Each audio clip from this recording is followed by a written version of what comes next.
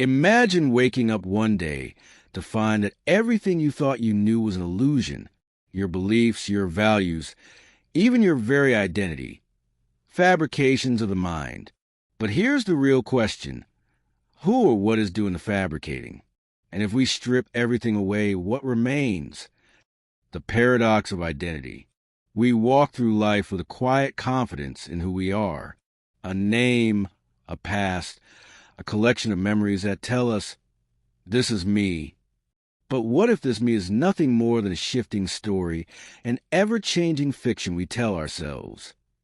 The Ship of Theseus, an age-old philosophical thought experiment, asks, if a ship has every plank replaced, is it still the same ship? Now, apply that question to yourself. Every cell in your body regenerates over time. The person you were a decade ago, physically and mentally, no longer exists.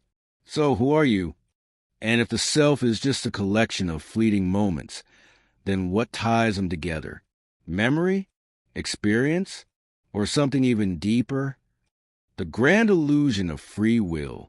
Now, let's add another layer. We believe we are the authors of our own stories, that every choice we make is a conscious decision. But what if free will is just another illusion? Science tells us our thoughts arise from subconscious processes. Philosophers like Sam Harris argue that before we are even aware of a decision, our brain has already made it. In 1983, neuroscientist Benjamin Libet conducted an experiment showing that neural activity predicting a decision appears before the individual consciously chooses. So if we don't control our own thoughts, then who or what does? Are we simply passengers in a machine? Or is there another way to view this reality? The self as an illusion. Eastern philosophy has long suggested that the self is a mirage.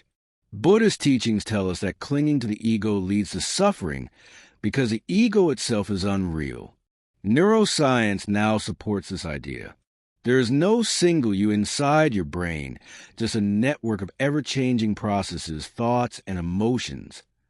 Think of the mind as a flowing river, ever-changing, never fixed. But here's the key realization. If there's no fixed self, then what is it that suffers? What is it that clings to identity, to fear, to desire?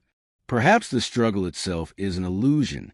And once we let go, a new kind of freedom emerges. The freedom beyond the self. If the self is an illusion, does that mean nothing matters? Quite the opposite. Letting go of the illusion of a fixed identity can be freeing. Instead of being trapped by a rigid sense of who you are, you can embrace change, growth, and the present moment. Zen masters teach that enlightenment is not about becoming something, but realizing there was nothing to become in the first place. Imagine living without the constant need to define yourself, to prove yourself. What would that feel like? The philosopher Allen once said, "You are an aperture through which the universe is looking at and exploring itself." If that's true, then life is not about protecting an imaginary self. It's about experiencing the infinite richness of existence without fear. So, the next time you catch yourself saying, "I am this" or "I am that," pause. Ask yourself, who is the I that is speaking? Because once you see through the illusion, you may just discover a greater truth, one that was there all along.